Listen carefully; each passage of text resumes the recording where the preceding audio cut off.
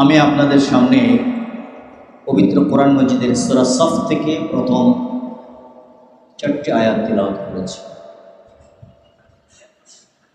এই আয়াতগুলোতে আল্লাহ তাআলা বলছেন, সাব্বাহা লিল্লাহি মা ফিস সামাওয়াতি ওয়া মা ফিল আরদ। আল্লাহ তাআলার জন্য তাসবিহ পড়েছে সব কিছু যা আকাশে এবং জমিনের মধ্যে আছে। ওহুয়াল আজিজুল হাকিম, তিনি হলেন মহাপরাক্রমশালী এবং মহাবিজ্ঞানী। ইয়া আইয়ুহাল্লাযীনা আমানু লিমা তাকুলুনা মা লা তাফআলুন। হে ঈমানদারগণ, তোমরা এমন কথা কেন বলো যা তোমরা কাজে পরিণত করো না, বাস্তবায়ন করো না। যা করো না তা কেন বলো? কাবুরা মাকতান ইনদাল্লাহি আন তাকুলু মা লা তাফআলুন। আল্লাহ তাআলার কাছে এটি খুবই ঘৃণিত, খুবই অপছন্দনীয় এবং গুসার বিষয়, রাগের বিষয় যে তোমরা এমন কথা বলো যা তোমরা কাজে পরিণত করো না। এটি আল্লাহর কাছে খুবই অপছন্দনীয় এবং খুবই নিন্দনীয়, ঘৃণিত এবং আল্লাহর কাছে খুব রাগ এবং গুসার বিষয়। ইন্নাল্লাহা ইউহিব্বুল্লাযীনা ইউকাতিলুনা ফী সাবিলিহি সাফফান। আল্লাহ তাআলা তো তাদেরকেই ভালোবাসেন যারা তার পথে, অর্থাৎ আল্লাহর পথে জিহাদ করে, সংগ্রাম করে, কাতারবন্দি হয়ে, কাতারবন্দি সাফফান কাআন্নাহুম বুনিয়ানুম মারসুস। তাদের অবস্থা এমন যেন তারা সীসা ঢালা প্রাচীর, সীসা ঢালা প্রাচীরের মতো হয়ে যারা আল্লাহর পথে কাতারবন্দি হয়ে সংগ্রাম করে, লড়াই করে, জিহাদ করে, আল্লাহ তাআলা তাদেরকেই ভালোবাসে, পছন্দ করে। এই 4টি আয়াত আপনাদের কাছে তেলাওয়াত করলাম। প্রাণপ্রিয় মুসলিম ভাই বোনেরা, এই সূরাটি নাম হচ্ছে সূরা আস-সফ। সফ শব্দের অর্থ হলো কাতার, লাইন। নামাজের মধ্যে আমরা যে সফ করি, কাতারবন্দি হই, এটাকে সফ বলা হয়। এই সূরার 4 নম্বর আয়াতের মধ্যে এই শব্দটা আছে। এটি দিয়ে মূলত সূরার নাম রাখা হয়েছে। অর্থাৎ মুমিন জীবনের একটি শৃঙ্খলাবোধ, মুমিন জীবনের ঐক্যবদ্ধ রূপ এবং তাদের কার্যক্রমের ক্ষেত্রে যে সীমাহীন অকল্পনীয় শৃঙ্খলা, সেটা আল্লাহ তাআলা এই সূরায় আলোচনা করেছেন এবং নামের মাধ্যমে এটা ফুটে উঠছে। মুমিনরা উচ্ছৃঙ্খল নয়, বিশৃঙ্খল নয়, তারা অত্যন্ত সুশৃঙ্খল, সকল কাজেই তারা অত্যন্ত সুগঠিত এবং পরিশীলিত। এই সূরাটি রাসূল পাক সাল্লাল্লাহু আলাইহি ওয়াসাল্লামের মাদানী জীবনে উহুদের যুদ্ধের কাছাকাছি সময় নাজিল হয়েছে। আপনারা জানেন, অনেকের জানা থাকার কথা, উহুদের যুদ্ধ রাসূলুল্লাহ সাল্লাল্লাহু আলাইহি ওয়াসাল্লামের এই যুদ্ধটিতে বিরাট একটা সংখ্যক তথাকথিত নামধারী মুসলমান যুদ্ধের জন্য রওনা হওয়ার পরেও পথ থেকে কিছু দূর যাওয়ার পর তারা কি করেছিল? ফিরে চলে এসেছিল। আল্লাহ রাসূলের সাথে জিহাদে যাচ্ছে, বাড়ি থেকে বেরিয়েছে কিন্তু যায়নি, পথে গিয়ে আবার পিছনে ফিরে এসেছে। বিশাল একটা, প্রায় 300-এর মতো, 1000-এর একটা বাহিনী, সেখান থেকে যদি 300 পিছনের দিকে চলে যায় আর ওদিকে বিরাট বাহিনী আসছে 3 গুণ, তাহলে অন্যদের মনে দুর্বলতা আসবে না? আসবে কিনা বলেন? 300 বিরাট একটা গ্রুপ চলে যাচ্ছে। আমরা এই সময় এমনিই যাচ্ছি একটা বড় বাহিনীর মোকাবেলা করতে, এই সময় ওরা চলে গেল, এটা অন্যদের যারা যাচ্ছে তাদের মনে দুর্বলতা তৈরি করবে না? যারা এই কাজটা করেছিল তাদের উদ্দেশ্য ছিল 2টা, রাসূলকে সাহায্য করবে না, আল্লাহ দ্বীনকে সাহায্য করবে না, এটা একটা। 2 নম্বর হচ্ছে এই সময় সরে গিয়ে যারা যাচ্ছে তাদের মনে দুর্বলতা তৈরি করে দেওয়া, তারাও যেন আর সঠিকভাবে এই কাজটা করতে না পারে। এটা তাদের পরিকল্পনা ছিল, তাদের উদ্দেশ্য ছিল। মুমিনদের মধ্যে দুর্বলতা সৃষ্টি করা। এই উদ্দেশ্যে তারা সরে এসেছিল। আপনারা একটু বলুন তো, যারা এই অবস্থায় রাসূলকে ছেড়ে, মুমিনদেরকে ছেড়ে বাড়িতে চলে আসলো, তারা কি সত্যি ঈমানদার? বুঝতে পারছেন তো? রাসূলকে যুদ্ধের ময়দানে ঠেলে দিয়ে যারা পিছনে চলে আসলো, তারা কি ঈমানদার হতে পারে?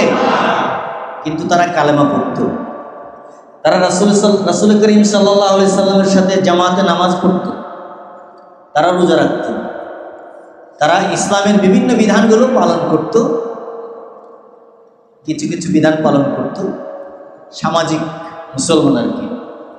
কিন্তু বাস্তব ক্ষেত্রে তারা ঈমানের যথাযথ পরিচয় দিতে পারে নাই। আল্লাহ তাআলা এই সূরাটি উহুদের যুদ্ধের সময় নাজিল করেছে। এখানে এই সূরার মধ্যে দুর্বল ঈমানদারদেরকেও আলোচনায় আনা হয়েছে, যাদের ঈমান দুর্বল ছিল। আবার যারা ঈমানের নামে মিথ্যা দাবি করে যারা ইসলাম গ্রহণ করার ভাব দেখাচ্ছিল, আসলে তারা ঈমানদার নয়, সত্যিকারে তারা হলো মুনাফিক। আসলে তারা কি? মুনাফিক। তাদের আলোচনাও এখানে হয়েছে। আবার যারা মজবুত ঈমানদার, একেবারে ঈমানের পরীক্ষায় উত্তীর্ণ, তাদের আলোচনাও হয়েছে। কয়টা শ্রেণী হলো?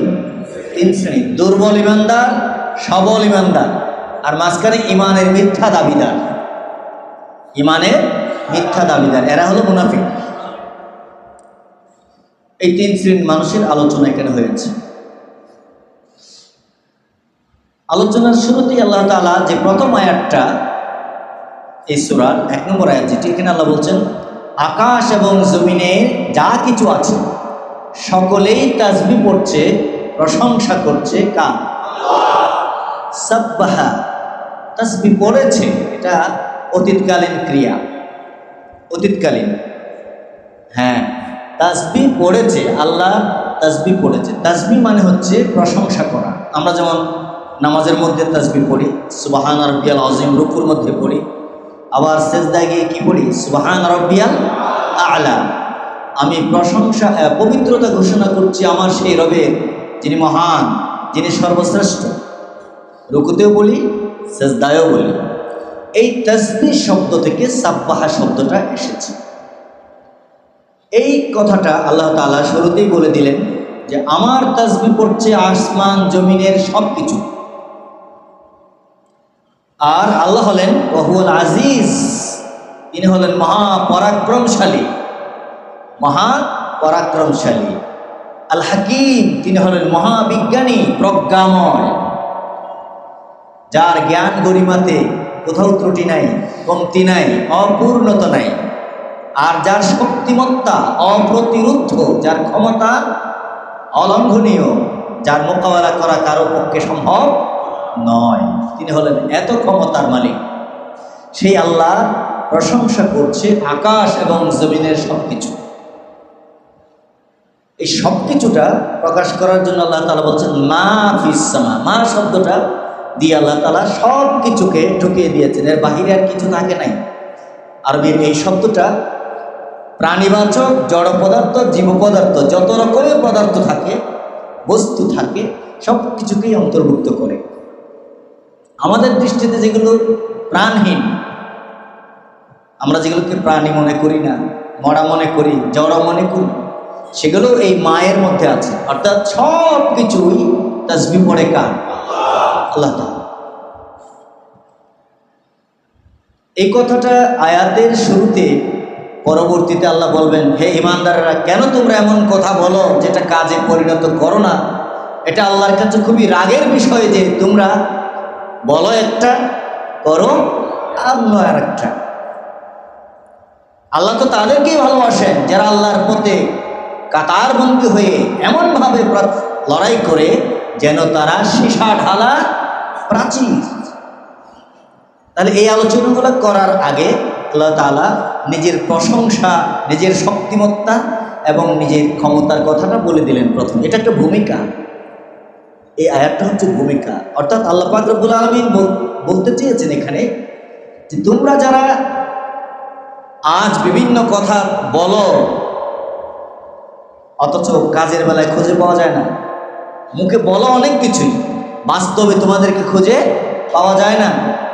জিহাদ করব, যুদ্ধ করব, আল্লাহর দ্বীনের জন্য জীবন দেব, সম্পদ দেব, অনেক চেলাচেলি করেছে।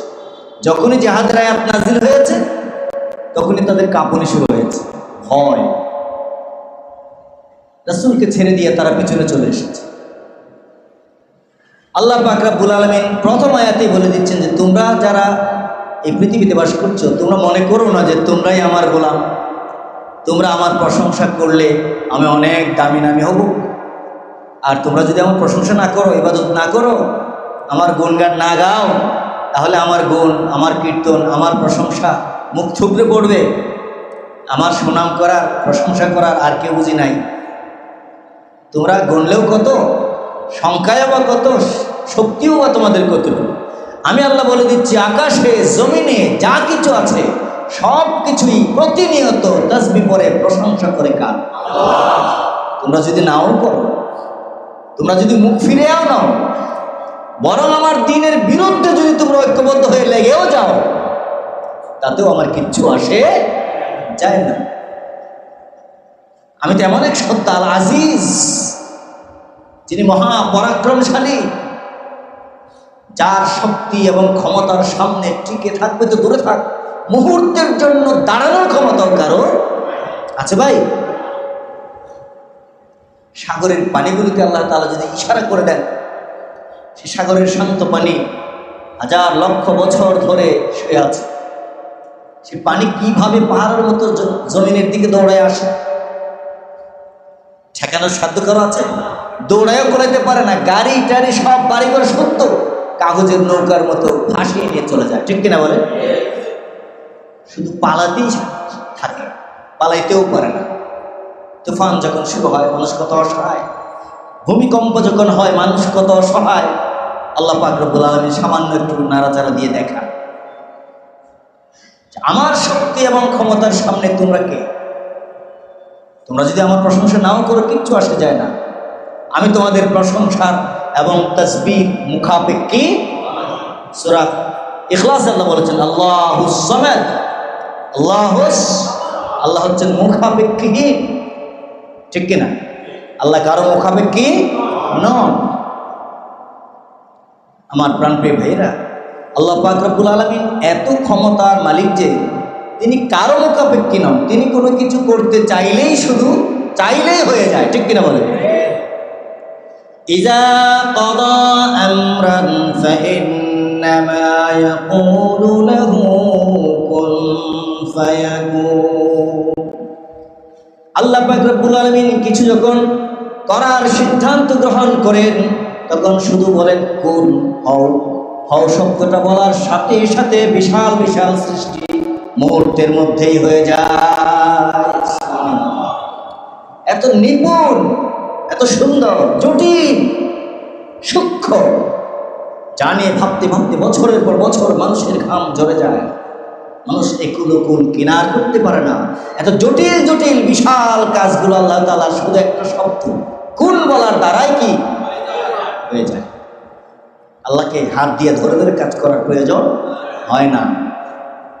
এত ক্ষমতা তার। ফাআলুল লিমা ইউরিদ, তিনি যা চাইবেন তাই তিনি করতে পারেন। তার এই করার পথে তার ইচ্ছাকে বাধা দেয়া অথবা ঠেকিয়ে দেওয়ার সাধ্য কারো আছে? একটু বুঝে বলবেন, আছে কারো? 2 দিন আগে ওয়াজ শুনতেছিলাম, মাঝে মধ্যে ওয়াজ শুনি। ওয়াজ শুনতে গিয়ে এক ওয়াইজের ওয়াজ শুনলাম। কার কাছে চাইবা? লোকেরা বলে ফেলছে, বলে আল্লাহর কাছে। লোকেরা বলে ফেলছে কি আল্লাহর কাছে চাইবো। ওই ওয়াইজে ধমক দিচ্ছে, এই আল্লাহর কাছে কেন? গাউসুল আজমের কাছে চাইতে হবে। লোকেরা ভুল করেছে, তাই না? ও ঠিক করে দিচ্ছে। এখন সাধারণ মানুষ যারা সামনে বসা ছিল, আমি চিন্তা করলাম ওদের ইমান এই মাইকে যে চিল্লাচ্ছে এর চেয়ে অনেক ভালো। এ বসেছে ওদেরকে গুমরা বানানোর জন্য।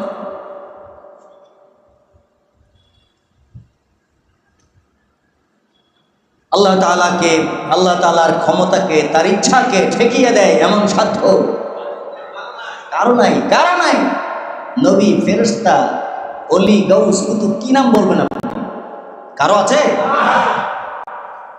আশ্চর্যজনক কথা বলে। আচ্ছা, আল্লাহ তাআলা এখানে বলেছেন সাব্বাহা, এটা অতীতকালীন, অর্থাৎ আসমান জমিনে যা কিছু আছে সব আল্লাহ তাসবিহ করেছে, তাসবিহ করেছে, বাদ যায় না কেউ। আবার কোথাও কোথাও আল্লাহ বলেছেন ইউসাব্বিহু লিল্লাহি মা ফিস সামাওয়াতি ওয়া মা ফিল আরদ, ওটা হচ্ছে বর্তমান ও ভবিষ্যৎকালীন ক্রিয়া, করছে এবং করবে। এটা হলো করেছে, অর্থাৎ অলরেডি তাসবিহ করে ফেলেছে সবাই। অন্য জায়গায় আল্লাহ বলছেন ইউসাব্বিহু, অর্থাৎ তাসবিহ এখনো করছে এবং ভবিষ্যতেও করতে থাকবে, বর্তমান ও ভবিষ্যৎকালীন ক্রিয়া। আরবিতে এটাকে মুদারে বলা হয়, বর্তমান ও ভবিষ্যৎকালীন ক্রিয়া। আল্লাহ তাআলার প্রশংসা করছে এখনো এবং ভবিষ্যতেও। আকাশ জমিনে যা আছে সব কিছুই তাসবিহ করছে এবং করবে কার? এখানে আল্লাহর সাথে আর কেউ আছে? লিল্লাহি, শুধু আল্লাহর জন্য। কার জন্য? আল্লাহ তাআলা। আবার আল্লাহ তাআলা সূরা আলার মধ্যে বলছেন সাব্বিহ ইসমা রাব্বিকাল আ'লা, সাব্বিহ, আমর, নির্দেশ দিচ্ছেন আল্লাহ তাআলা, প্রশংসা, তাসবিহ পড়ো, তোমরা তাসবিহ করো। করো কার? তোমাদের মহান রবের, তার নামে তাসবিহ পড়ো। অর্থাৎ এই তাসবিহ শব্দটা যত রকমের ক্রিয়া হতে পারে সবগুলো আল্লাহ তাআলা কোরআন মাজিদে এনেছেন আল্লাহর নিজের জন্য। প্রশংসা, তাসবিহ, পবিত্রতা একমাত্র ঘোষণা করা যায় কার? সকল ধরনের ত্রুটি বিচ্ছুতি থেকে মুক্ত একমাত্র কে? এছাড়া আর কেউ, আর কেউ। দেখেন, এই কথা ব্যাখ্যা করলে অনেক লম্বা হয়ে যাবে। ফেরেশতারা তো মাসুম, নিষ্পাপ, ঠিক না? ফেরেশতাদের গুনাহ আছে। আচ্ছা, ফেরেশতারা কত সীমাবদ্ধ দেখেন, তারা যে সকল দিক থেকে পবিত্র নয়। ফেরেশতারা কিন্তু নাপাক না, পবিত্র। কিন্তু আল্লাহ তাআলা যেমন পবিত্র সব দিক থেকে, তেমন যে আর কেউ নাই ওটা দেখাচ্ছে। আল্লাহ তাআলা যখন আদম আলাইহিস সালামকে ফেরেশতাদের সামনে এনে বললেন, দেখি, ফেরেশতাদেরকে বললেন তোমরা এই জিনিসগুলোর নাম বলো। তখন ফেরেশতারা কি বলেছেন? সুবহানাকা লা ইলমা লানা ইল্লা মা আল্লামতানা, আল্লাহ আপনি আমাদের যা শিখিয়েছেন ওটা ছাড়া তো আমাদের আর কোনো জ্ঞান, আমরা প্রত্যেকে বলবো, এগুলো তো আমরা জানিই না। তো জানি না মানে এটা একটা অপূর্ণতা না? জ্ঞানের অপূর্ণতা। ফেরেশতাদের মধ্যে আল্লাহ যাকে যতটুকু জানিয়েছেন এর বাহিরে তারা কিচ্ছু জানে না। আল্লাহ যাকে সেজদা লাগিয়ে দিয়েছেন ও সেজদা ছাড়া আর কিছু বুঝে না। যাকে রুকু দিয়েছেন ও রুকুই করে থাকছে, যাকে তাসবিহ পড়তে দিয়েছেন ওটাই করে, আর কিছু না। অবাধ্যও হইতে জানে না। আমরা তো মাঝে মধ্যে উল্টাপাল্টা হলে করি, ফেরেশতারা ওটা করতেও জানে না। বুঝছেন কিনা কথা? তাহলে ফেরেশতাদের সীমাবদ্ধতা আছে কিনা? তাহলে সব দিক থেকে পরিপূর্ণ পবিত্র, এটা বলা যাবে ফেরেশতাদের? নবীদের কথা বলেন, নবীদের খেতে হতো নাকি না খেয়ে থাকতেন? তারা কথা জবাব দিয়েন, নাহলে এখানে ঝামেলা থাকবে। কিন্তু নবীরা যারা দুনিয়াতে এসেছেন তারা কি খাওয়া দাওয়া করতেন কিনা? আল্লাহ খান? একটাই উদাহরণ দিলাম, পান করতেন তো তারা, পানি পান করতেন, পান করতে হতো, খেতে হতো, ঘুমাতে হতো, ঠিক কিনা? আল্লাহ তাআলা ঘুমান? আল্লাহু লা ইলাহা ইল্লা হুয়াল হাইয়ুল কাইয়্যুম লা তা'খুযুহু সিনাতুন ওয়া লা নাওম, আল্লাহকে ঘুমেও পায় না, তন্দ্রায়ও, ঘুম তো দূরে, ঝিমানিও আসে না। সুবহানাল্লাহ। এরকম পবিত্র তো নবীরাও না। এরপরে আর কারো কথা বলা দরকার আছে? গাউসে আজম বাকি রয়ে গেছে, তাই না? অতএব সব দিক বিবেচনায় পরিপূর্ণভাবে পবিত্র, ত্রুটিমুক্ত, দোষমুক্ত যদি থাকে কেউ, একজনই আছেন, তিনি কে? আল্লাহ তাআলা। সমস্ত কার্যক্রম ত্রুটিমুক্ত, তার সমস্ত কথা ত্রুটিমুক্ত। সৃষ্টির ক্ষেত্রে তার কোনো ত্রুটি নাই। আল্লাহ আকাশের দিকে বারবার তাকাতে বলেছেন, ফারজি'ল বাসারা হাল তারা মিন ফুতুর, দেখো, আবার দেখো, আবার দেখো, গবেষণা করো, আমার সৃষ্টির কোথাও কোনো বেশকম দেখতে পাও? সুম্মা আরজি'ল বাসারা কাররাতাইন, বারবার তোমার দৃষ্টিকে ছেড়ে দাও, আমার সৃষ্টির মধ্যে তাকাই দেখো, গবেষণা করে খোঁজো। ইয়ারজিউ ইলাইকাল বাসারু খাসিআ, তোমার দৃষ্টি শ্রান্ত হয়ে তোমার কাছে ফিরে আসবে, তুমি সেখানে কোনো রকমের বিচ্যুতি খুঁজে পাবে না। সুবহানাল্লাহ। আমার প্রিয় ভাইরা, আল্লাহ তাআলা যে আমাদের জন্য আইন কানুন দিয়েছেন, শরীয়ত দিয়েছেন, বিধান দিয়েছেন, সেগুলোর মধ্যে কোনো ত্রুটি আছে? দুনিয়ার মানুষের তৈরি করা আইন এই সংসদে পাশ হয়, আর এক সংসদে সংশোধনী হয়, আর এক সংসদে বাতিল হয়, এরকম হয় কি না? 1920 সালের দিকে আমেরিকা আইন করে মদ নিষিদ্ধ করেছে। 1933 সালের দিকে আবার ওই সংসদে আইন করে নিষিদ্ধ করা আইনকে নিষিদ্ধ করেছে, মদ হালাল করেছে। হালাল তো করতে পারে না, ওরা ওদের আইনের মাধ্যমে বৈধ করে দিয়েছে। 10 বছর পর্যন্ত এত বড় পরাশক্তি পাওয়ার মানুষ জনগণের উপর, তাদের দেশের জনগণের উপর তাদের একটা আইন কার্যকরী করতে এখানে তারা বিলিয়ন বিলিয়ন টাকা খরচ করেছে। এর পিছনে কত কাজ করেছিল সেগুলো বলার সময় এখন নেই। একটা আইন, মাত্র একটা আইন তারা কার্যকরী করতে পারেনি। আল্লাহ পাক রব্বুল আলামিন শুধু বলেছেন ফাজতানিবু, মদ ছেড়ে দাও। যেদিন এই আয়াত নাজিল হয় সেদিন মদিনার রাস্তা ঘাটে মদ বয়ে গিয়েছিল। যারা মুখের কাছে এনেছিলেন তারা ওখান থেকে ফেলে দিয়েছেন, যারা গিলে ফেলেছিলেন আঙ্গুল ঢুকিয়ে বুড়ো করে দিয়েছিলেন, যারা পেয়ালায় নিয়েছিলেন পেয়ারা আছাড় দিয়ে ফেলে দিয়েছিলেন। এরপর থেকে সেই সমাজের মুসলমানেরা একটা ফোঁটা মদ মুখে নেন না। আল্লাহ তাআলার একটা শব্দ। আমাদের মধ্যে সীমাহীন এলোমেলো অবস্থার মানুষ আছে, আমরা আছি, কিন্তু আমি সেই যুগের কথা বলছি যে যুগে কোরআন নাযিল হয়েছে। আমার প্রিয় ভাইরা, তাহলে আল্লাহ পাক রব্বুল আলামিন সব দিক থেকেই পবিত্র, সব দিক থেকে। দেখেন এই কথাটা বলে আল্লাহ তাআলা কোরআনে এ ব্যাপারে আরো বলছেন, আসমান জমিনের মাঝে যা আছে তারা তো আমার তাসবিহ পড়েই, স্বয়ং আসমানও পড়ে জমিনও পড়ে আমার তাসবিহ। আল্লাহ পাক বলেন তুসাব্বিহু লাহুস সামাওয়াতুস সাবউ ওয়াল আরদু ওয়া মান ফীহিন ওয়া ইন মিন শাইইন ইল্লা ইউসাব্বিহু বিহামদিহি ওয়ালাকিন লা তাফকাহুনা তাসবিহাহুম। আল্লাহ বলেন 7 আকাশ এবং জমিন এরা নিজেরাও আমি আল্লাহর তাসবিহ পড়ে, এদের ভিতরে যা আছে তারা তো পড়ে, এরা নিজেরাও আমি আল্লাহ পাকের তাসবিহ পড়ে। সুবহানাল্লাহ। এদের ভিতরে যারা আছে তারাও পড়ে, ওরাও পড়ে। এই আকাশ কি আমাদের চেয়ে বড় না ছোট? জমিনটা বড়। আজ পর্যন্ত মানুষের পা পড়ে নাই এমন জমিন খালি জায়গা আছে কিনা? এত বিশাল জমিন, এটা কি আল্লাহর সৃষ্টি জগৎ নাকি এর বাহিরেও জগৎ আছে? এটাতে এখনো মানুষের কদম সবটাতে পড়ে নাই। আমরা এত পাওয়ার আমাদের, পুরো জমিনটাতে হাঁটতেও পারি। আমরা তাসবিহ না পড়লে কি হবে? এই জমিন পড়ছে, আকাশ পড়ছে, পাহাড় পড়ছে। আমার প্রিয় ভাইরা, আল্লাহ তাআলা বলছেন আলাম তারা আন্নাল্লাহ ইউসাব্বিহু লাহু মান ফিস সামাওয়াতি ওয়াল আরদ ওয়াত-তায়রু সাফাত। আকাশে যে মহাশূন্যে লাইন করা শত সহস্র পাখি তোমরা দেখতে পাও, ওই পাখিগুলো পর্যন্ত আল্লাহ পাক রব্বুল আলামিনের তাসবিহ পড়ে। পাখিরা কার তাসবিহ পড়ে? আল্লাহর তাসবিহ পড়ে। পাখির আওয়াজ আপনার কাছে আমার কাছে বিচিত্র, বিভিন্ন রকম। সকালবেলায় যাদের বাড়ির পাশে গাছপালা আছে শুনবেন কত রকমের আওয়াজ পাখিরা করছে, পোকামাকড় আওয়াজ করছে। আপনারা আমরা মনে করি এত আওয়াজ, এই সব আওয়াজ না ভাই, এই সব আওয়াজের মধ্যে এরা, এটাই ওদের ভাষা, এই ভাষাতেই তারা তাদের রবের কি করছে? তাসবিহ করছে। এই জন্য আল্লাহ তাআলা বলছেন ওয়ালাকিন লা তাফকাহুনা তাসবিহাহুম, তোমরা তাদের তাসবিহ বুঝতে পারো না, তাদের তাসবিহ তোমরা বুঝতে পারো না। তোমাদের কাছে গাছের পাতার আওয়াজ, শুকনা পাতার কসকসানি মসমসানি আওয়াজ মনে হয়, সাগরের ঢেউয়ের আওয়াজ শুধুই পানির আওয়াজ মনে হয়, গর্জন মনে হয়। প্রত্যেকটা জিনিসের আওয়াজ সে তার ওই ভাষায় তার রবের তাসবিহ পড়ছে। সুবহানাল্লাহ। আল্লাহ তাআলা কি সেটা বুঝেন কিনা?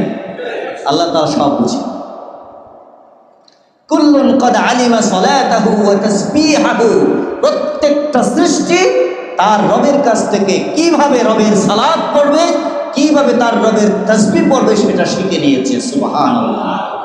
সূরা নূরের মধ্যে আল্লাহ তাআলা স্পষ্ট করে বলেছেন, সকলেই তার তাসবিহর ভাষা শিখেছে, তাসবিহগুলোও শিখে নিয়েছে। এটা তোমরা বুঝো না? হযরত আব্দুল্লাহ ইবনে মাসউদ রাদিয়াল্লাহু তাআলা আনহু বলেন, বুখারী শরীফের মধ্যে হাদিসটি এসেছে, তিরমিজি শরীফের মধ্যেও এসেছে। আব্দুল্লাহ ইবনে মাসউদ রাদিয়াল্লাহু তাআলা আনহু বলেন, আমরা নবীজির সাথে বসে খাবার খেতেছিলাম।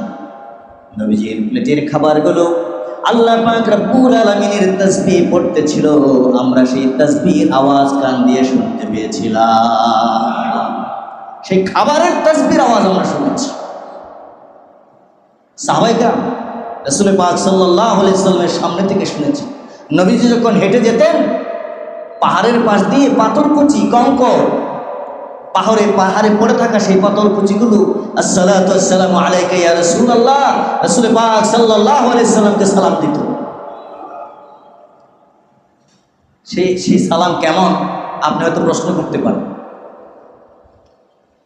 আল্লাহ পাক রব্বুল আলামিনের কাছে জড় বলতে কিছু নাই, সব কিছুর মাধ্যমে আল্লাহ কাজ করিয়ে নেন। আপনিও তো পারেন। এই জিনিসটার প্রাণ আছে নাকি? প্রাণ আছে? এটা কাজ করছে না? অর্ডার মানে কিনা?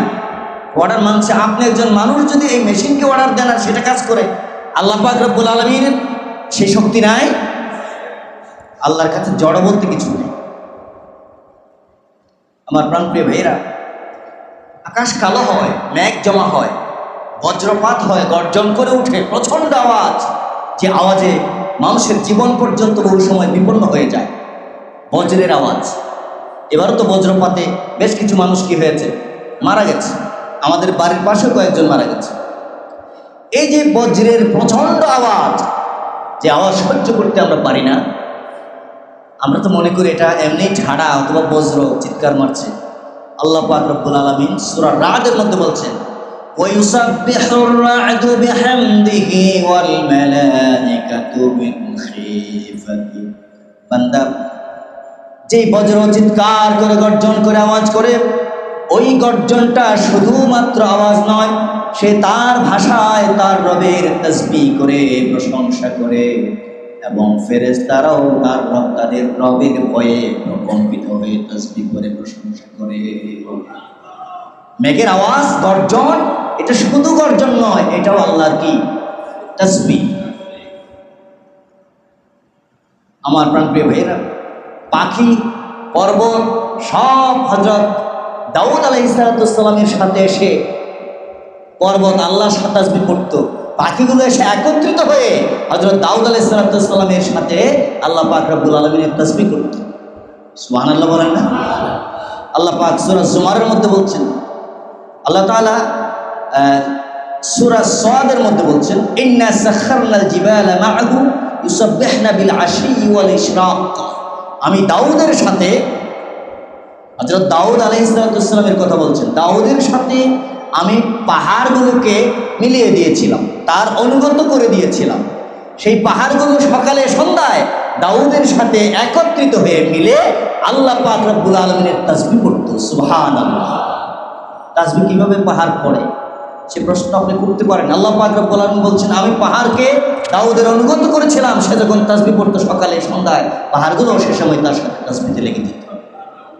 শুধু তাই না, ওয়াত-তায়রা মাহশুরা, পাখিগুলো এসে একত্রিত হতো, পাখিরা জমা হয়ে যেত, পক্ষীকুল একত্রিত হতো। কুল্লুল্লাহু আওয়াব, সমস্ত পাখি আর পর্বতমালা মিলিত হয়ে দাউদ আলাইহিস সালামের সাথে আল্লাহ পাকের তাসবিহ করত। সুবহানাল্লাহ। তাহলে তাসবিহ হবে কার জন্য?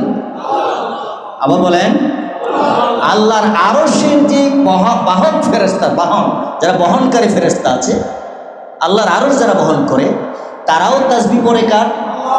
আল্লাহ বলছেন, ওয়াতারাল মালায়েকাতা হাফিনা মিন হাওলিল আরশ ইউসাব্বিহুনা বিহামদি রাব্বিহিম। হে নবী, আপনি দেখবেন আমার আরশের চারদিকে যে ফেরেশতারা রয়েছে, তারাও আরশকে ঘেরাও করে ঘিরে রেখেছে এবং প্রতিনিয়ত আমি আল্লাহর তাসবিহ পড়ছি। সুবহানাল্লাহ।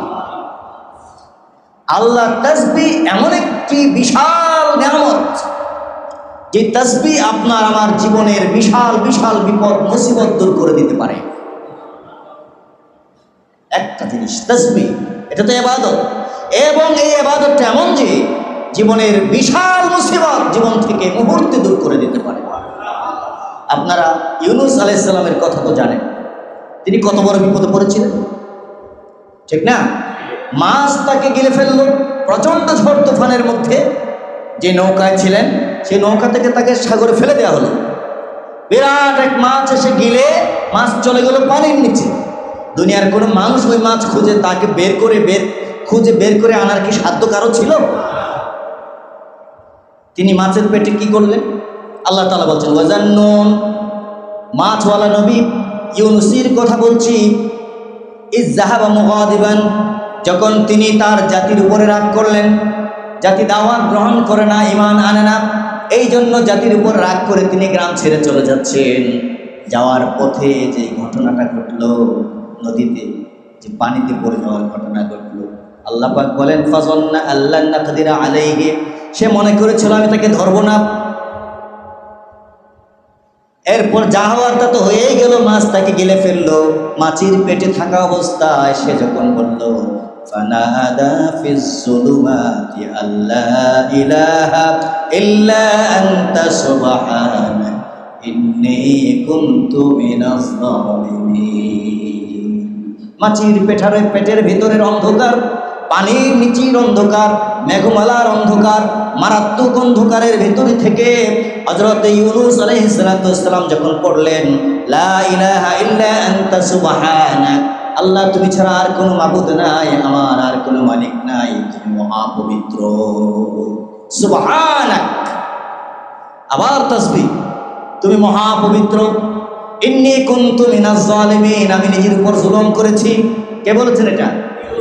ইউনূস আলাইহিস সালাম যখন এই কথা স্বীকার করে নিলেন আর আল্লাহর তাসবিহ পড়লেন, আল্লাহ পাক বলেন ফাস্তাজাবনা লাহু ওয়া নাজ্জাইনাহু মিনাল গাম, আমি সাথে সাথে তার ডাকে সাড়া দিলাম এবং তাকে উদ্ধার করলাম মাছের পেটে থেকে। মাছ খুলে চলে গেল, কিনারায় চলে গেল, বমি করে দিল। হযরত ইউনূস শুকনায় চলে আসলেন। এই মাছ যদি বমি করে না দিত, তাসবিহ যদি তিনি না পড়তেন, আল্লাহ বলেন কিয়ামতের দিন পর্যন্ত আমি তাকে মাছের পেটের ভিতরে রেখে দিতাম। মাছের পেট থেকে আর বের হতে পারত না। বের হলেন কিসের বিনিময়ে? তাসবিহ। সুবহানাক, সুবহানাক, আল্লাহ আপনি মহাপবিত্র। এই তাসবিহ ইউনূস আলাইহিস সালামের জীবনের জীবন মৃত্যুর এই বড় বিপদ থেকে, যার চেয়ে বড় আর বিপদই হয় না, মুহূর্তের মধ্যে বাঁচার পথ খুলে দিল। ঠিক কিনা বলেন? এটা কি আর কারোর জন্য হতে পারে? আল্লাহ তাআলা আর কারোর জন্য করতে পারেন না? আল্লাহ বলছেন ওয়া কাযালিকা নুনজিল মুমিনিন, এইভাবে যদি কেউ আমার তাসবিহ পড়ে তাহলে আমি এইভাবেই তাদেরকেও উদ্ধার করব। মুমিনরা যদি আমার তাসবিহ পড়ে তাহলে ইউনূসকে যেমন উদ্ধার করেছি, ঠিক এইভাবেই তাদেরকেও আমি উদ্ধার করব। জীবনের যত বিপদ থাকুক, সকল বিপদ উদ্ধার করা, বিপদ থেকে উদ্ধার করার মালিক কে? তাসবিহ মানব জীবনের সমস্ত বিপদ দূর করে দিতে পারে। আমার প্রিয় ভাইরা, সময় আর বেশি নেই, আমি ছোট্ট আর দুই একটা কথা বলে যে আয়াতগুলো পড়েছিলাম সেগুলো শুনিয়ে দিচ্ছি। হে ঈমানদারেরা, তোমরা কেন এমন কথা বলো যা তোমরা করো না? তোমরা এমন কথা কেন বলো যা তোমরা করো না? দ্বিতীয় আয়াত মনে আছে না আপনাদের? এটা সাথে আল্লাহ লাগিয়ে বলছেন যে এটা আল্লাহর কাছে খুবই রাগ এবং গুসার বিষয়, অপছন্দনীয় বিষয় যে তোমরা এক বলবে একটা, করবে আরেকটা। এটা কাদেরকে বলেছেন আল্লাহ তাআলা? এই আয়াতগুলোর সাধারণ একটা অর্থ আছে। অর্থটা হচ্ছে মুখে এক ধরনের কথা বলা আর কাজ আর এক রকম করা। এটা আল্লাহ পাক রব্বুল আলামিনের কাছে খুবই ঘৃণার বিষয়। কথা এবং কাজে যদি মিল না থাকে, আল্লাহ তাদেরকে খুব বেশি ঘৃণা করেন, অপছন্দ করেন। কথা কি বুঝতে অসুবিধা হয়? আমার প্রাণপ্রিয় ভাই বোনেরা, আমরা যা বলবো অবশ্যই তা করব, বলেন ইনশাআল্লাহ। যেটা করতে পারবো না, করার সাহস নাই, ক্ষমতা নাই, ইচ্ছা নাই, সেটা বলবো না, মুখেও আনবো না, বলেন ইনশাআল্লাহ। কিন্তু আমাদের মধ্যে এমন অনেক লোক আছে, চাপাবাজির শেষ নাই। এই করেছি, সেই করেছি, উল্টায় ফেলছি, কিচ্ছু করে নাই। অন্যরা কাজ করেছে, সুনামটা, সুখ্যাতিটা, আর ওখানকার যেই কি বলে মানে গেমটা নিজে নেওয়ার জন্য লম্বা লম্বা লেকচার নেয়। ভালো কিছু করেছে তা নয়। আল্লাহ রসুলের সামনে এরকম মানুষ ছিল। মদিনায় রাসূলুল্লাহ সাল্লাল্লাহু আলাইহি সাল্লামের সামনে এই ধরনের মানুষ ছিল, এবং তাদের আচরণটা এমন ছিল, মুখে বলতো একরকম, কিন্তু বাস্তবে করতো অন্যরকম। এটা মূলত মুসলমানদের বৈশিষ্ট্য নয়। কোন ইমানদার, কালেমা পড়া সত্যিকারের ইমানদার নারী এবং পুরুষের জীবনে এই ধরনের আচরণ হতে পারে। ইমানদারের জীবন এরকম হতে পারে না, নারী কিংবা পুরুষ যে কেউ হোক না কেন। এটা আল্লাহর কাছে খুবই ঘৃণিত, অপছন্দনীয়। এই কাজটা যারা করে তারা মুনাফিক। বলেন তারা কি? যাদের কথা এবং কাজে মিল নাই তারা কি? মুনাফিক। এদের ব্যাপারে রাসূল করিম সাল্লাল্লাহু আলাইহি সাল্লামের দুটো হাদিস আপনাদের শোনাই। নবী করিম সাল্লাল্লাহু আলাইহি ওয়াসাল্লাম বলেছেন, আয়াতুল মুনাফিকি সালাসা। মুনাফিকের লক্ষণ, মুনাফিক ব্যক্তির আলামত, লক্ষণ কয়টা? তিনটা। বুখারী শরীফেও আছে, মুসলিম শরীফেও আছে। ইমাম মুসলিম একটু শব্দ বাড়িয়েছেন, তিনি বলেছেন ওয়াইন জাআমা আন্নাহু মুসলিম ওয়াইন সামা ওয়া সাল্লা ওয়া জাআমা আন্নাহু মুসলিমুন। লোকটা যদি নামাজ পড়ে, রোজাও রাখে, এবং মনে মনে ধারণা করে যে আমি ভালো মানের মুসলমান, কিন্তু এই তিনটা আলামত যদি পাওয়া যায় তাহলে সে মুনাফিক। কি মুনাফিক? মুনাফিকের লক্ষণ তিনটা। এক নাম্বার, নবীজি বলেন ইজা হাদ্দাথা কাযাবা। যখন কথা বলবে মিথ্যা কথা বলবে। 100 কথা বললে 2-4টা মিথ্যা কথা বলেই ফেলবে। আরো কিছুক্ষণ কথা বলতে দিলে আরো কিছু মিথ্যা কথা বলবে। ও মিথ্যা ওর জাত স্বভাব হয়ে গেছে, মিথ্যা বলবেই।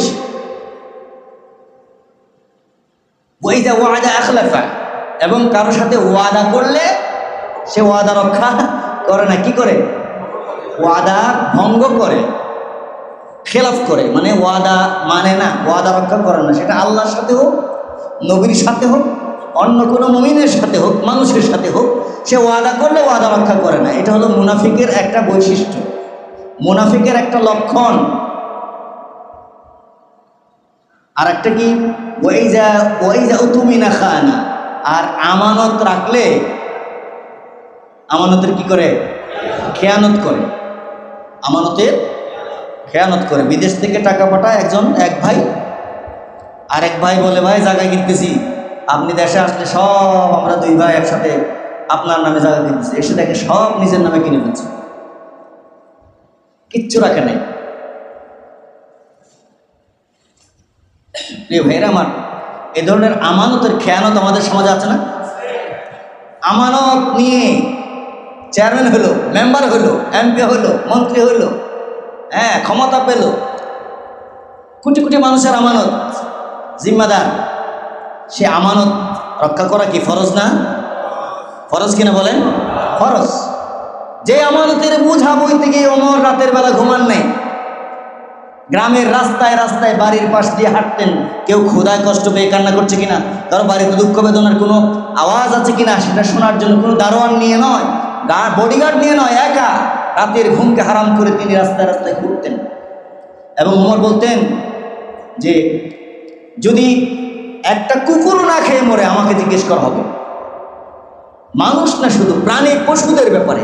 হযরত আবু হুরায়রা রাদিয়াল্লাহু তাআলা আনহুর ব্যাপারে ওমর বলেছিলেন, আবু হুরায়রা বাহরাইনের গভর্নর ছিলেন। আবু হুরায়রা আমি শুনেছি ওই এলাকার মানুষ তাদের উট এবং ঘোড়ার পিঠে অতিরিক্ত বোঝা চাপায় দেয়।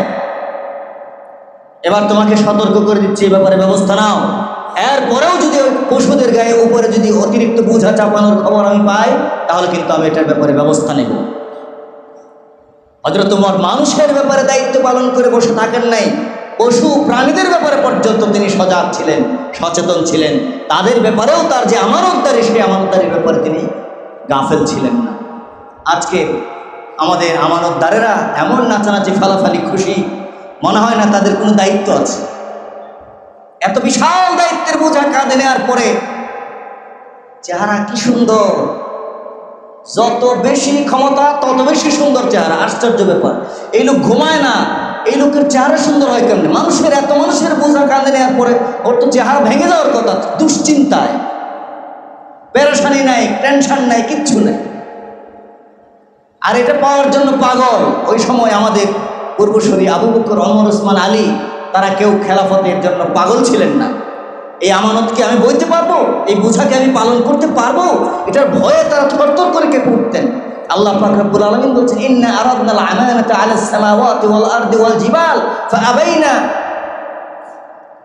আল্লাহ বলেন, আমি আমার এই আমানত আকাশ, জমিন, পাহাড়ের উপর রাখতে চেয়েছিলাম, তারা বিনয়ের সাথে অপারগতা প্রকাশ করলো। ওয়াশফাকনা মিনহা, এবং কেঁপে উঠলো। আর মানুষ গিয়া বলল কি, ওয়া হামালাহাল ইনসান, মানুষ বলল আমার দাও আল্লাহ, আমি নিব।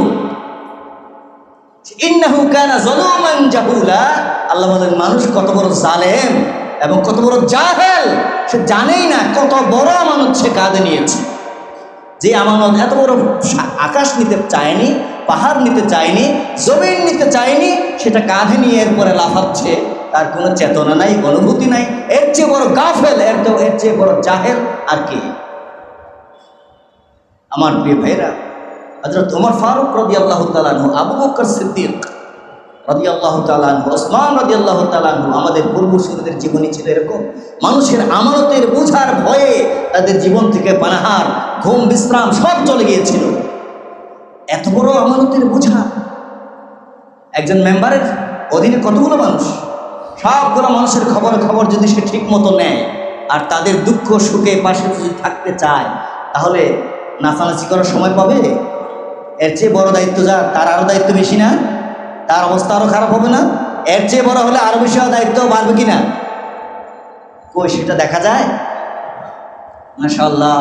আবার হওয়ার জন্য দরকার হলে কোটি কোটি টাকা খরচ করবো, এরপর ওগুলা 2-3টা কলম মাইরে আবার উদ্ধার করে নিয়ে নেব। এই চিন্তায় আমাদের আমানতদারেরা ব্যস্ত। মনে কষ্ট পাচ্ছেন আমার প্রিয় ভাইরা? আল্লাহ পাক রব্বুল আলামিন এখানে মুনাফিকদের কথা বলেছেন। মুনাফিকদের লক্ষণ চিনে নেন। আমি কাউকে মুনাফিক বলছি না, আলামতগুলো রাসূল পাক সাল্লাল্লাহু আলাইহি ওয়াসাল্লাম আমাদের শিখিয়ে দিয়েছেন। কথা বলবে, মিথ্যা বলবে, ওয়াদা করবে, খেলাপ করবে, আমানত দিবেন, হক করে খাইবেন। দ্বিতীয় বড়টা খুঁজে পাবেন না, শেষ। মাছির পেটে যেমন নারী বুড়ি নাই, হজম করে ফেলে সব, ঠিক ওরকম এমন খাওয়া খাবে আর খুঁজেও পাবেন না, শেষ। দরকার হলে গোটা আস্তে একটা ব্যাংক খেয়ে ফেলাবে, তাও হজম করবে। হজম এমন হজম করবে, খুঁজে পাওয়া যাবে না। এই হচ্ছে আমানতদারির অবস্থা। এই লক্ষণগুলো থাকলে তারা কি? আল্লাহ যেন আমাদেরকে হেফাজত করেন, বলেন আমিন। এই 3টা লক্ষণের একটা যদি থাকে তাহলে 1/3 মুনাফিক, 2টা থাকলে 2/3 মুনাফিক, 3টা থাকলে কামিল মুনাফিক। 3টা থাকলে কি? কামিল মুনাফিক, মানে আর বাকি নাই, ফাইনাল। আমার প্রাণপ্রিয় ভাইরা, এখানে আর আলোচনা করার সময় নেই। আল্লাহ তাআলা, এটা হচ্ছে আয়াতের সাধারণ অর্থ। একটা বিশেষ অর্থ আছে, অর্থাৎ যেই প্রেক্ষাপটে আয়াতটা নাযিল হয়েছে সেটা হচ্ছে রাসূলুল্লাহ সাল্লাল্লাহু আলাইহি সাল্লামের কাছে জিহাদের আয়াত নাযিল হওয়ার আগে তথাকথিত ইমানদারগুলা খালি ব্যাঙের মতো লাভ দিত। হ্যাঁ, একটা জিহাদের আয়াত নাযিল হয় না কেন? একটা আয়াত কেন নাযিল হয় না? নাযিল হলে আমরা দেখাইতাম কাফেরদের হাত পা ভেঙে গোড়া করে দিতাম, ইত্যাদি ইত্যাদি। আমরাই থাকতাম প্রথম কাতারে, আমরা প্রথমে যুদ্ধে ঝাঁপায় পড়তাম, ইত্যাদি ইত্যাদি। ইয়া রাসূলুল্লাহ, দেখবেন যদি আয়াত নাযিল হয়, অনুমতি আসে, আমরা কি করি আপনি দেখবেন। তাদের চিৎকার আর হুঙ্কারে রাসূলুল্লাহ উপস্থিত। আল্লাহ তাআলা কোরআন মাজিদে সূরা মুহাম্মাদের মধ্যে বলে দিচ্ছেন, ওয়াকালাল্লাযীনা আমানু লাউলা নুজিলাত সূরাতুন। আপনার সামনে এক শ্রেণীর ঈমানদার, তারা বলছে যে সূরা নাজিল হয় না কেন? জিহাদের সূরা, জিহাদ করার সূরা নাজিল হচ্ছে না কেন? আল্লাহ বলেন ফাইদা উনজিলাত সূরাতুন মুহকামাতুন যুকিরা ফিহাল কিতাল। হে নবী, সূরা যখন নাজিল করে দেব, যে সূরার মধ্যে পরিষ্কারভাবে কিতাল অর্থাৎ যুদ্ধ এবং জিহাদের কথা উল্লেখ থাকবে, নির্দেশ থাকবে, রাআইতাল্লাযিনা ফি কুলুবিহিম মারাদ, যাদের অন্তরের মধ্যে রোগ আছে, ঝামেলা আছে, তাদেরকে আপনি তখন দেখবেন ইয়ানজুরুনা ইলাইকা, এইভাবে তাকাবে। বুঝতে পারছেন? আল্লাহ তাআলার শব্দ ব্যবহার দেখেন, ইয়ানজুরুনা ইলাইকা নাযারাল মাকশি আলাইহি মিনাল মাউত। মৃত্যু যার উপর চেপে বসেছে, ওই অবস্থায় মরার আগে মানুষ যেমন কাউকে ছুরি মারতে চাইলে যেন এমন করে ধরফরাইতে থাকে, ঠিক এইভাবে আপনার দিকে তাকাবে, যেন মৃত্যু তার উপর আপতিত হচ্ছে। এইভাবে আপনার দিকে তাকাবে জিহাদের আয়াত নাজিল হওয়ার পর। এরা এমনি লাফাচ্ছে, এদেরকে বাস্তবে খুঁজে পাওয়া যাবে না। ঠিক এই কাজটাই করেছিল উহুদের যুদ্ধের মুনাফিকেরা। আল্লাহ রাসূলকে রেখে তারা ফিরে চলে এসেছিল। আমার প্রাণপ্রিয় ভাইরা, আজকে দ্বীনের জন্য, ইসলামের জন্য লেকচার দেওয়ার মানুষের অভাব নাই। দ্বীনের মহব্বত প্রকাশ করার মানুষেরও কথা তো কেউ বলছেন না। আপনারা আমার সাথে আপনারা দ্বিমত করেন? আমি তো আপনাদের সাথেই কথা বলছি। দ্বীনের জন্য এই করব, সেই করব, ইত্যাদি করব, ইত্যাদি করব, দুনিয়ার হাজারো কথা বলার মানুষ আছে, কিন্তু আল্লাহর দ্বীনকে সাহায্য করার জন্য ময়দানে আসার মানুষ বড় অভাব। দেখবেন সেখানে চাউল থেকে পোকা বাঁচার মতো একটা একটা করে ঝরে যাচ্ছে। তখন গনে গনে কিছু মানুষ পাওয়া যাবে যারা জীবন সম্পদ সব আল্লাহর দ্বীনের জন্য বিসর্জন দিতে প্রস্তুত, হাতে গোনা। বাকিরা সব বাড়ি ঘরে ঢুকে পড়ছে, বের হয় না, আওয়াজ নাই, চুপচাপ। আল্লাহর দ্বীনকে দুঃসময়ে সাহায্য করা, এটি আল্লাহ তাআলাকে সাহায্য করা। আল্লাহকে কেউ যদি সাহায্য না করে, তাহলে আল্লাহ কি পরাজিত হয়ে যাবেন নাকি? দুনিয়ার সব যদি আল্লাহর বিরুদ্ধে চলে যায়, আল্লাহ নিজেই বিজয়ী, ঠিক কিনা বলেন? আল্লাহর দ্বীন বিজয়ী হবেই। কিন্তু আমরা আমাদের পরীক্ষায় পরাজিত হয়ে, ব্যর্থ হয়ে নিজেদের গন্তব্য নির্ধারিত হয়ে যাবে, জান্নাতে যাব নাকি জাহান্নামে যাব। আমার প্রাণপ্রিয় ভাই বোনেরা, আসুন আল্লাহর দ্বীনের সাহায্যকারী হই। আল্লাহ তাদেরকেই ভালোবাসেন যারা আল্লাহর দ্বীনের জন্য কাতারবন্দি হয় এমনভাবে জিহাদের জন্য, যেন তারা সীসা ঢালা প্রাচীর, আপনি বুলেট মারবেন সেটা ফিরে আসবে, কিন্তু এই কাতার ভাঙবে না। এত মজবুত এবং ঐক্যবদ্ধ শক্তিশালী হয়ে তারা আল্লাহর দ্বীনকে বিজয় করার জন্য ময়দানে কাজ করে যায়। এখন প্রশ্ন হলো, কারা আল্লাহর দ্বীনের জন্য কাজ করছে আর কারা শয়তানের চিন্তাকে বাস্তবায়ন করার জন্য কাজ করছে? এটা আমাদের সমাজের দিকে তাকালে কম বেশি বোঝা যায় না? আল্লাহর দ্বীন তো কোরআন এবং সুন্নাহ, ঠিক কিনা? ঠিক কিনা ভাই? ইসলাম। অতএব আপনাকে আমাকে ইসলাম ছাড়া, কোরআন সুন্নাহ ছাড়া আর কোনো কিছু বাস্তবায়ন করার জন্য খাম ঝাড়ানো যাবে না, রক্ত দেওয়া যাবে না, সময় দেওয়া যাবে না, মেধা বুদ্ধি খরচ করা যাবে না। আপনি সব কিছু উৎসর্গ করবেন, খরচ করবেন লিল্লাহি রাব্বিল লা শারীকা লাহ, তার সাথে আর কাউকে শরীক করা। কিন্তু আমার এই ওয়াজ শোনা মুসল্লিদের ভিতরেও আপনারা মনে কষ্ট নেবেন না, আবার বলছি, কষ্ট নেবেন। এখানে এই শত শত মুসল্লির মধ্যে এমন অনেক ভাই আছে মসজিদ থেকে বেরোয়ার পর যাদের টাকাগুলো চলে যায় শয়তানের পকেটে, যাদের সময় চলে যায় শয়তানের পিছনে, যাদের মেধা বুদ্ধি চিৎকার চিল্লানি সব শয়তানের পিছনে চলে যায়। কি জবাব আমরা আল্লাহর কাছে দেব? কোন চেহারা নিয়ে দাঁড়াবো আল্লাহর দরবারে? আল্লাহ, তুমি আমাদেরকে তোমার দ্বীনের জন্য কাজ করার তৌফিক দাও। আসসালামু আলাইকুম ওয়া রাহমাতুল্লাহি ওয়া বারাকাতুহু।